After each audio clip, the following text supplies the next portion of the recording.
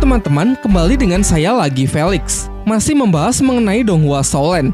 Jika kalian sudah mengeklik video ini, maka saya asumsikan bahwa kalian telah menonton 11 bagian sebelumnya, sehingga pasti tidak akan bingung saat mengikuti video ini. Tapi sebelum mulai, seperti biasa, saya kasih spoiler warning bagi kalian yang belum dan ingin menonton Donghuanya secara langsung, agar kalian tidak kehilangan experience sinematiknya. Baiklah, kalau kalian sudah siap, mari kita mulai. Pak, kami butuh bantuan, Pak. Kami terjebak lava di Curakoboan. Sebelum mulai videonya, saya ingin mengucapkan turut berduka cita yang sedalam-dalamnya atas musibah erupsi Gunung Semeru di Jawa Timur yang telah menimpa saudara-saudara kita. Bagi kalian yang ingin berdonasi untuk meringankan beban para korban, silakan kunjungi halaman resmi dari kitabisa.com. Link sudah saya tulis di deskripsi, dan di sana kalian bisa berdonasi mulai dari 10.000 ya. Dan insya Allah bantuan akan tersalurkan ke pihak yang tepat.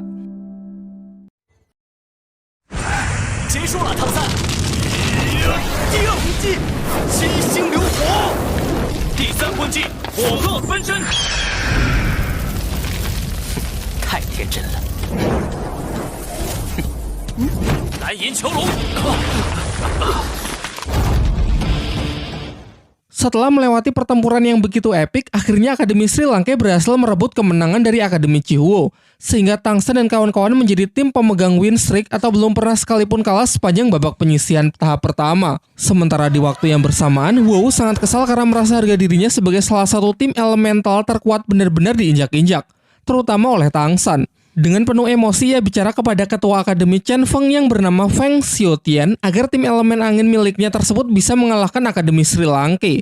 Dan jika Feng Xiaotian berhasil, maka ia berjanji akan bersedia menjadi pacarnya. Tentu ucapan itu membuat Feng Xiaotian begitu bersemangat karena sejak dulu ia memang sangat menyukai Huowu. Sementara itu, Master Xiao semakin mencemaskan Tangsen karena di pertarungan terakhir Tangsen sudah terlalu banyak mengungkapkan kekuatannya sehingga dikhawatirkan akan sulit untuk menghadapi pertarungan-pertarungan berikutnya. Dengan alasan itu, Master Xiao menyarankan agar Tangsen tidak ikut dalam pertarungan berikutnya. Namun berkat tekad Tangsen yang begitu kuat untuk tetap bertarung serta didukung oleh Dai Mubai dan Guru Xingming, Master Xiao pun mengizinkannya. Master Xiao lalu mengumumkan bahwa tim yang akan menjadi lawan Akademi Sri Lanka berikutnya berasal dari Akademi Changhui. Pada awalnya, Dai Mubai dan yang lain beranggapan kalau pertarungan kali ini pasti akan dengan mudah mereka menangkan. Tetapi Master Xiao berpesan agar jangan pernah meremehkan siapapun yang akan menjadi lawan mereka. Mang Hojun kemudian memohon agar ia diizinkan ikut dalam pertarungan kali ini, mengingat sejauh ini ia belum pernah sekalipun berpartisipasi di dalam arena. Namun Master Xiao tidak memberinya izin karena baginya kekuatan roh pelindung Phoenix Api milik Mang Hojun sangatlah spesial sehingga masih perlu dipertahankan untuk nanti dipakai di waktu yang tepat. Dalam perjalanan menuju arena, mereka sempat ditemui oleh Feng Xiaotian. Ketua dari tim Akademi Chen Feng tersebut berpesan kepada Tangsen agar jangan sampai mereka kalah melawan Akademi Changhui, karena nanti tim Chen Feng lah yang akan mengalahkan tim dari Akademi Sri Lanka agar Huowu bersedia menjadi pacarnya.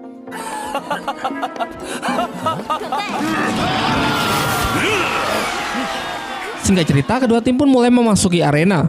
Tim Sri Lanka maju tanpa tipe support yang mana posisi dari Jiangsu kini digantikan oleh Su Ying. Menggunakan formasi yang telah Tangsen rencanakan, mereka sangat yakin bisa memenangkan pertarungan. Sementara Akademi Changhui juga tidak ingin kalah karena mereka masih memikul dendam yang sangat besar atas penindasan yang dulu pernah anak-anak Sri Lanka lakukan kepada mereka.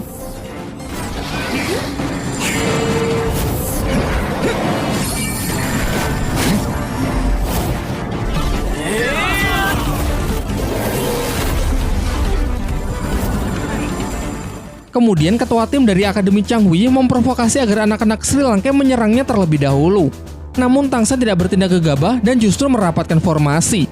Ia sangat berhati-hati karena di pihak lawan terdapat 4 anggota yang sejauh ini baru pertama kali diperlihatkan.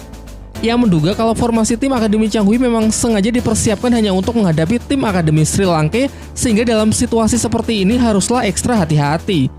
Ucapan provokatif dari ketua tim sama sekali tidak bisa mempengaruhi Tangsen. Pertarungan sudah sejak tadi dimulai, namun masih belum ada pihak yang memberikan first attack.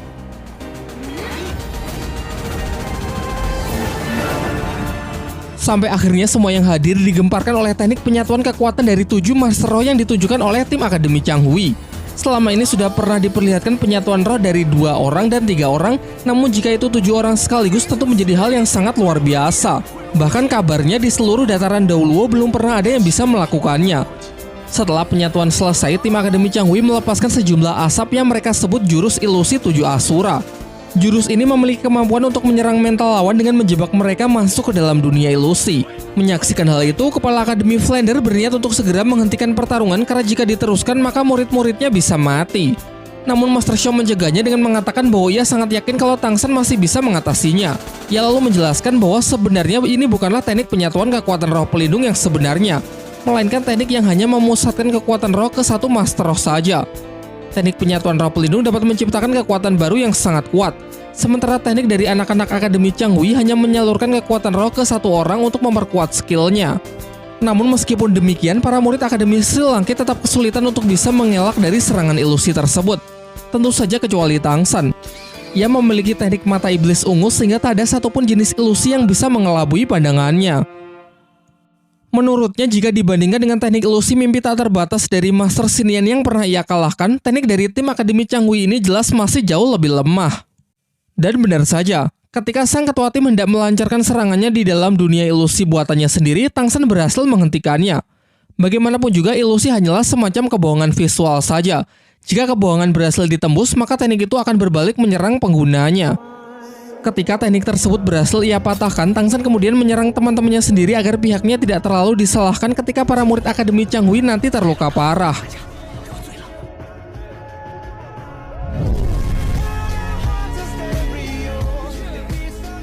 Bersamaan dengan itu, seketika seluruh arena dipenuhi oleh cahaya yang menyilaukan, dan di saat cahaya sudah menyingkir, terlihat semua anggota dari tim Akademi Changhui sudah jatuh pingsan.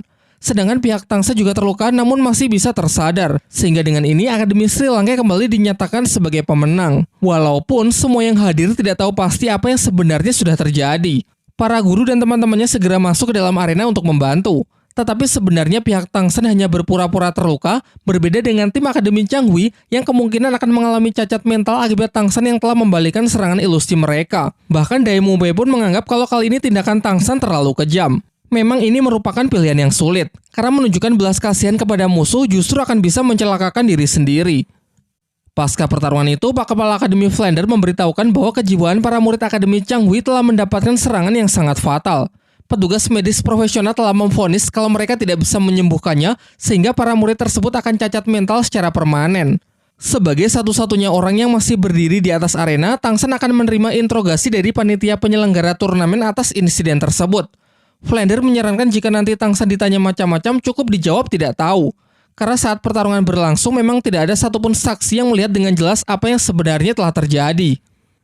Tak lama setelah itu, Guru Zhao datang untuk menginfokan bahwa utusan dari panitia turnamen sudah datang dan ingin menemui Tang San. Mereka adalah Ning Fengxi dan Salas. Interogasi pun dimulai. Salas menjelaskan bahwa di tengah lomba, tim Akademi Sri Lanka telah melukai berat seluruh anggota tim Akademi Changhui hingga kejiwaan mereka terganggu dan tidak bisa disembuhkan lagi. Oleh karena itu, ia meminta kepada Kepala Akademi Flander untuk memberikan penjelasan. Namun Flander mengatakan kalau ia juga tidak tahu. Guru Xingming menambahkan kalau akibat pertarungan itu pihak Sri Lanka juga telah terluka parah sehingga tidak adil rasanya jika hanya menyalahkan pihaknya. Mendengar itu, Salas pun menjadi semakin marah. Menurutnya ini semua memang kesalahan Akademi Sri Lanka karena membiarkan para muridnya untuk melakukan percobaan pembunuhan dalam turnamen. Tang San pun kemudian dipanggil untuk memberikan keterangan. Dan tentu ia masuk dengan mengikuti saran dari Flander untuk berpura-pura terluka agar pihaknya tidak terus disalahkan. Tang San lalu menjelaskan kalau ia juga tidak begitu melihat dengan jelas. Dalam pertarungan tersebut, saat pihaknya terdesak, ia hanya asal menggunakan kekuatan roh dan secara kebetulan ia bisa menang. Sandiwara itu pun kemudian diperkuat oleh Pak Kepala Akademi Flander yang memarahi Tang San. Tentu mendengar penjelasan yang sangat tidak masuk akal tersebut membuat Salas semakin geram. Ia mengatakan kalau Akademi Sri Lanka dinyatakan bersalah dalam kasus ini karena melawan penyidikan dan menutup-nutupi praktik kejahatan. Dengan alasan itu, secara sepihak ia memutuskan untuk mendiskualifikasi tim Akademi Sri Lanka dari keikutsertaannya dalam turnamen. Di tengah suasana yang semakin memanas, datang Master Xiao yang langsung menunjukkan sebuah plat Master Roh. Melihat benda itu membuat Salas menjadi ketar-ketir. Ia tak bisa bicara apa-apa lagi dan bergegas memberikan hormat kepada Master Xiao karena bisa dikatakan bahwa pemegang dari plat tersebut memiliki kewenangan layaknya pemimpin suci dari Balai Roh Pelindung. Dengan dipenuhi rasa ketakutan, Salas meminta maaf dan menyatakan kalau penyelidikan kasus ini akan ia sudahi cukup sampai di sini saja. Setelah kepergian Salas dan jajarannya, Liu Erlang langsung meluapkan emosinya kepada Master Xiao karena menganggap plat yang Master Xiao miliki berasal dari Bibi Dong, wanita yang sekarang menjadi pemimpin dari Balai Roh Pelindung. Karena di masa lalu sempat ada hubungan antara Master Xiao dengan wanita tersebut, sehingga wajar kalau Liu Erlang begitu cemburu. Kemudian Master Xiao menjelaskan kalau ayah Tang San lain telah memberikan plat pemimpin suci tersebut dulu sebelum kepergiannya. Singkat cerita, beberapa hari pun telah berlalu. Kini tiba saatnya Akademi Sri Lanka kembali maju bertarung, dan yang menjadi lawannya kali ini adalah tim dari Akademi Tiansu, yang merupakan salah satu dari kelima Akademi Elemental. Dikabarkan pasca pertarungan melawan Akademi Changhui, tim Sri Lanka mengaku telah terluka sangat parah sehingga mereka merelakan 2 ronde setelahnya untuk kalah.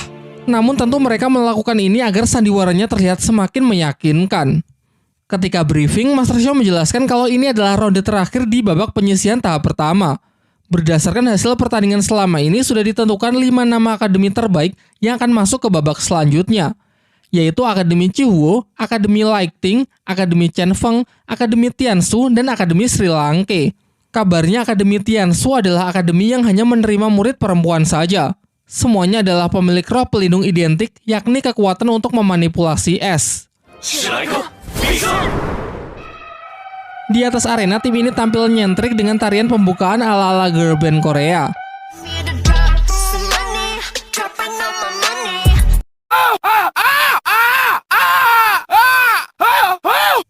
Yang perlu diwaspadai dari tim ini adalah sang ketua yang bernama Sui Bing-er, master tipe pengendali sama seperti Tang San.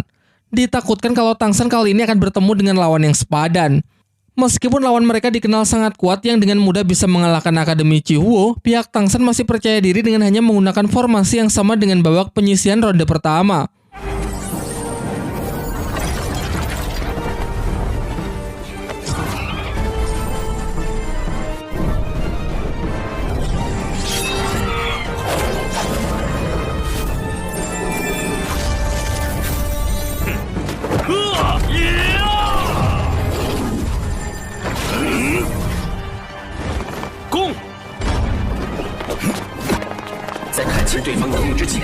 Sebelum mengetahui kekuatan lawan dengan jelas, Tang San memancing mereka dengan teknik pertamanya.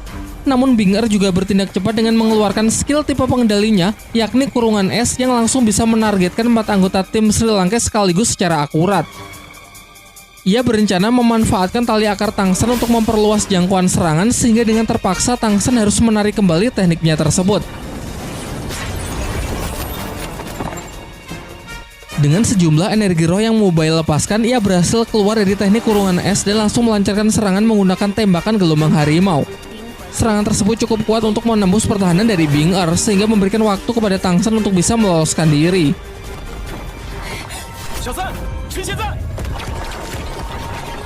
Sayangnya skill kurungan es milik Bing-er bisa ia spam berulang kali, sehingga dalam sekejap bisa kembali memperangkap seluruh anggota tim Sri Lanka. Bahkan karena saking cepatnya, teknik teleportasi milik Xiao dan kecepatan dari Jingling sama sekali tidak bisa menghindarinya. Kali ini giliran Tai Long yang pertama kali lolos. Dengan pertahanan yang begitu kuat, ia bisa menahan seluruh serangan dan memberikan serangan balik yang cukup berarti. Kini fokus dari Bing-er adalah membatasi pergerakan dari Tang San, karena menurutnya Tang San lah otak strategi di balik Sri Lanka. Namun di saat titik fokus muncul, di saat bersamaan titik buta juga akan muncul. Hal inilah yang dimanfaatkan para penyerang samping yang juga telah berhasil meloloskan diri untuk menyerang Bing-er. Bing-er pun cukup dibuat kewalahan karena hanya terlalu fokus kepada Tang San sehingga kurang waspada dengan anggota tim yang lain. Tetapi strategi itu ternyata juga digunakan oleh Bing-er. Dengan fokus Sri Lanka yang hanya mewaspadai dirinya, mereka sampai tidak menyadari kalau salah satu anggota tim Tiansu tipe support yang bernama Su telah selesai mempersiapkan teknik yang sangat kuat. Terlihat tornado angin bercampur salju di tengah-tengah arena yang membuat suhu sekitar menurun secara signifikan. Sebuah teknik support yang bukan untuk memperkuat rekan satu tim, melainkan berguna untuk melemahkan lawan. Karena telah sepenuhnya ditekan, Tang San sampai terpaksa menggunakan skill keempatnya sekalipun hal ini dapat langsung menguras energinya. Namun lagi-lagi Bing-er menggunakan teknik kurungan es yang sangat merepotkan karena memiliki kemampuan untuk mengejar lawan yang sudah ditargetkan. Tang San yang tidak bisa kabur memiliki ide untuk memanfaatkan skill keempatnya kandang biru perak sebagai bentuk pertahanan. Dari Ababa Tangsan, Mubaya diperintahkan untuk menggunakan serangan skill keempatnya, yaitu Meteor Harimau Putih untuk menggempur 4 anggota Bing Er yang sudah dalam perangkap.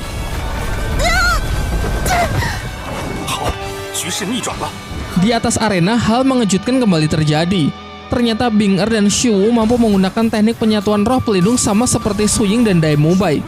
Menanggapi hal itu, Tangsan segera merapatkan formasi dan memerintahkan tipe supportnya untuk memberikan dukungan dengan cepat. Serangan dari teknik penyatuan roh pelindung Bing Er memang bukan kaleng-kaleng. Selain damage-nya yang begitu besar, area serangannya pun sanggup menjangkau seluruh arena. Meski ini adalah serangan wilayah penuh, namun serangan terkuatnya ditujukan kepada Tangsan sebagai inti dari pertahanan Sri Lanka. Untung saja Tangsan menyadari hal itu, sehingga secara tepat ia mendistribusikan ketahanan dari pelindung rumput biru peraknya sesuai damage serangan yang diterima. Dengan kata lain, meski terlihat sama, pertahanan dirinya sengaja ia buat lebih kokoh dari yang lain. Hal ini membuat Bing Er begitu cemas karena jika terus seperti ini, energinya akan habis sebelum ia bisa menembus kuatnya pertahanan dari Tangsan. Maka dari itu, ia segera mengubah rencana dengan mengeluarkan teknik penyatuan roh pelindung yang jauh lebih kuat. Bahkan efek dari tekniknya ini bisa sangat mempengaruhi lingkungan sekitar, sehingga panitia turnamen harus mengaktifkan penghalang untuk mengisolasi arena demi melindungi para penonton. Dan inilah roh pelindung super, yaitu burung Phoenix S. Mungkin kalau ada Mang Ho Jun masih ada harapan untuk bisa menandingi teknik tersebut.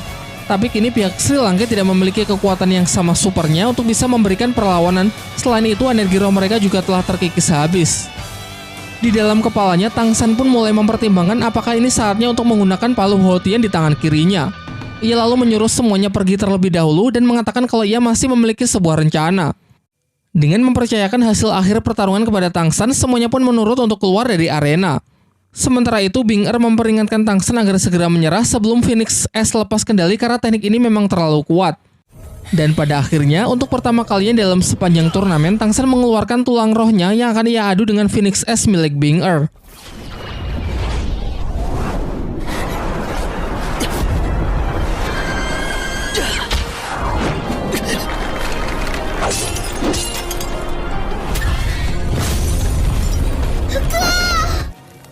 Bentrokan dari kekuatan mereka melepaskan energi yang sangat besar.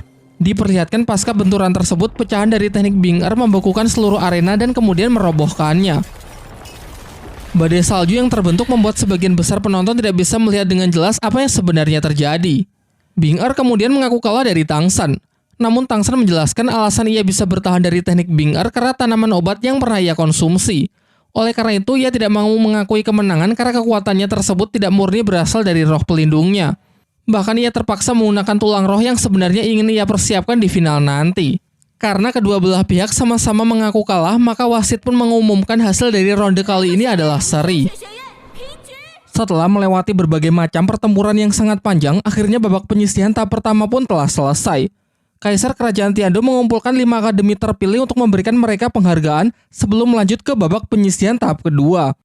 Ia juga berjanji untuk memberikan hadiah siluman roh berusia puluhan ribu tahun kepada 3 orang peserta dengan performa terbaik nanti setelah turnamen benar-benar berakhir.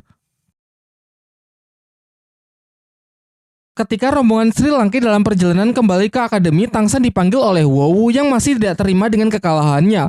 Ia pun kini menantang Tangsan untuk kembali berduel tanpa menggunakan kekuatan roh pelindung.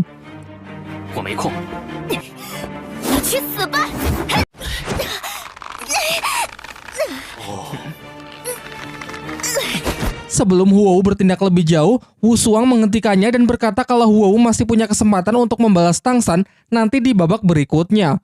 Terhitung masih ada 1 bulan sebelum babak berikutnya. Tangsan meminta izin menggunakan waktunya tersebut untuk berlatih sendiri. Master Sho memberinya izin sementara untuk para murid yang lain akan berlatih di bawah bimbingannya. Sebenarnya Tangsan masih sangat terpukul dengan kekalahannya saat melawan Akademi Tian Sui. Meski hasil akhir dinyatakan seri, namun Tangsan masih terus menyalahkan dirinya sendiri sebagai penyebab utama dari buruknya performa tim Sri Lanka saat itu. Ia pun kini mulai mempertanyakan latihan apa yang paling efektif bagi dirinya. Karena walaupun selama ini ia sudah jauh mengembangkan potensi dari roh pelindung rumput biru peraknya, namun rumput biru perak tetaplah rumput biru perak yang masih memiliki banyak sekali kekurangan dibandingkan kekuatan roh pelindung jenis lain. Ia mencoba melihat jauh ke dalam dirinya untuk mencari potensi apa lagi yang bisa ia kembangkan. Jika ini waktunya melatih kekuatan palu Houtian, bagaimana dengan segudang masalah roh pelindung ganda yang sampai saat ini belum terpecahkan? Scene kemudian beralih memperlihatkan jauh ke dalam hutan, yang mana di sana terdapat kakek dugu yang sedang menemui seseorang. Orang tersebut bernama Yue Guan, Master Roh bergelar Douluo level 95 dari Balai Roh Pelindung. Merupakan pengguna kekuatan roh pelindung bunga krisan yang membuatnya sering dijuluki sebagai Master Krisan. Diceritakan kalau di masa lalu ia sering berselisih dengan kakek dugu. Puncaknya pada 10 tahun yang lalu, Master Krisan bersama rekannya mendapatkan misi untuk memusnahkan seluruh garis keturunan dari klan Dugu. Namun kala itu beruntung Kekaisaran Tiando berpihak kepada kakek dugu sehingga ia berhasil selamat. Kini untuk membalaskan dendamnya tersebut, kakek dugu berniat untuk menghabisi Master Krisan. Master Krisan memulai pertarungan dengan skill kelimanya, sebuah teknik luapan energi yang mampu mengeluarkan wujud mirip shuriken yang bisa ia kendalikan untuk mengejar dan menyerang target.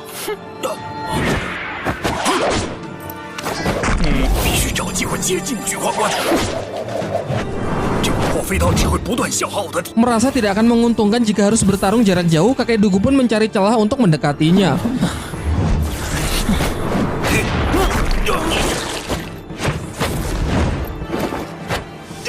Di sini Master Krisan cukup terkejut melihat ketangkasan dari kakek dugu, mengingat seharusnya racun orang ini sudah menyebar ke seluruh tubuhnya.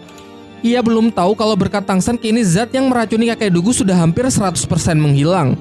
Karena kakek dugu telah mengikuti saran dari tangsan untuk menyimpan racun di dalam tulang roh.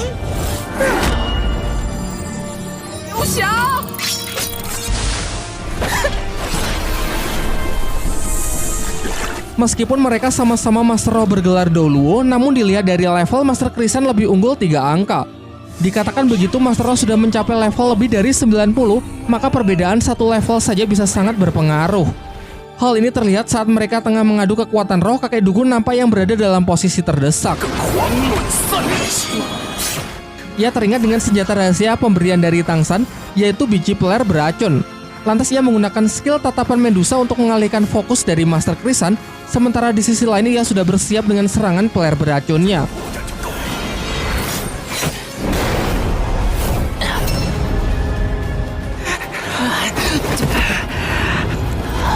Rencana tersebut akhirnya berhasil melukai Master Krisan yang sempat lengah sehingga ia terpaksa mundur karena meskipun racun tersebut tidak mematikan, tetap saja bisa melemahkan kekuatannya. Pasca pertarungan tersebut, kakek dugu pergi menemui Tangsan yang terlihat sedang overthinking, memikirkan potensi apa yang bisa ia kembangkan selanjutnya. Mengingat seiring bertambahnya level, kelemahan dari rumput biru perak pun juga akan semakin terlihat jelas. Kakek dugu kemudian memberinya motivasi dengan menjelaskan kalau rumput biru perak milik Tangsan jauh lebih kuat dari rumput biru perak biasa. Selain itu, dengan statusnya sebagai pemilik roh pelindung ganda, ia berpotensi besar untuk menjadi Master Roh bergelar Douluo termuda, bahkan jauh lebih kuat melebihi ayahnya sendiri.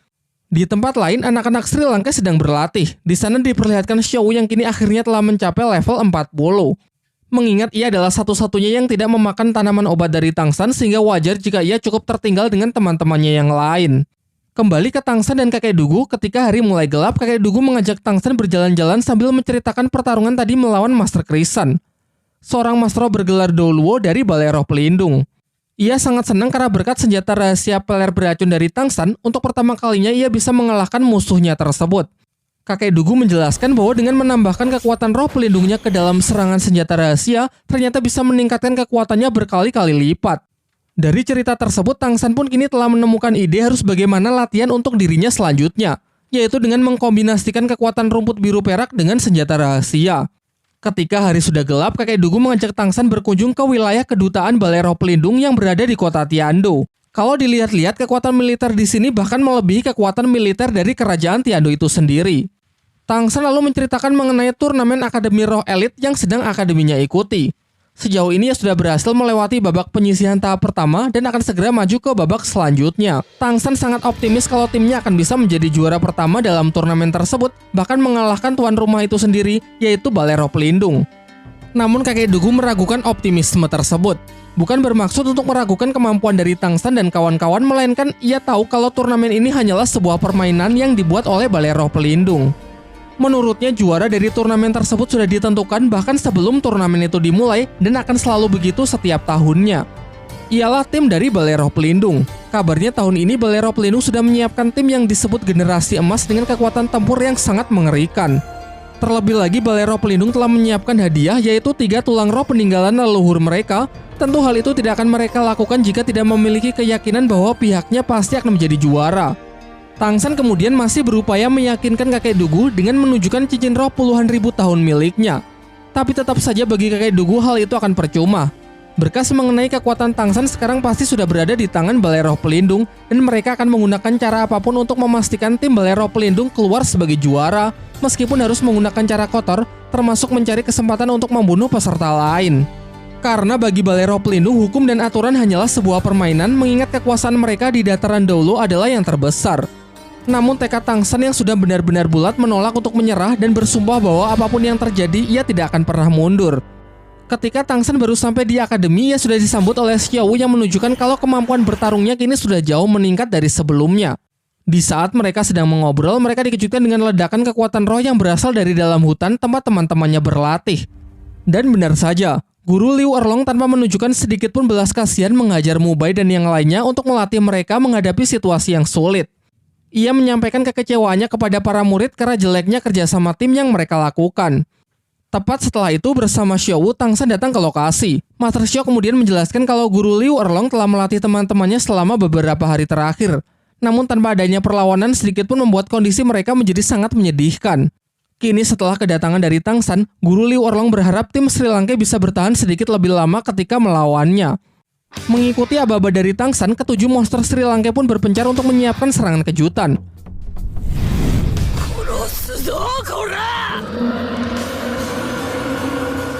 Mubai dan Mang Hojun ia perintahkan agar menghemat energi roh guna menyiapkan teknik terkuat di waktu yang tepat.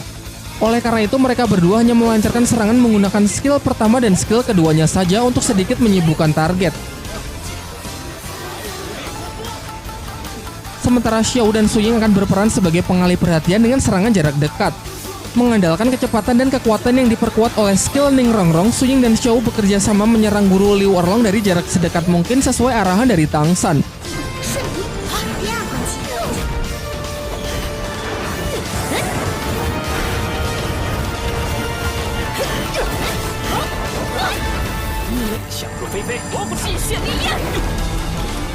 Setelah cukup mendesak lawan, tanpa jeda Tangsan melepaskan skill keempatnya yaitu kandang rumput biru perak yang telah ia modifikasi untuk mengunci pergerakan dari Guru Liu Erlong.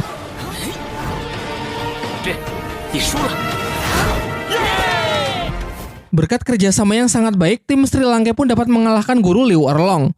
Namun Guru Liu Erlongnya masih belum terima kalau dirinya telah dikalahkan oleh sekumpulan anak-anak, meluapkan emosinya dengan memberikan pelatihan yang jauh lebih menyiksa mereka.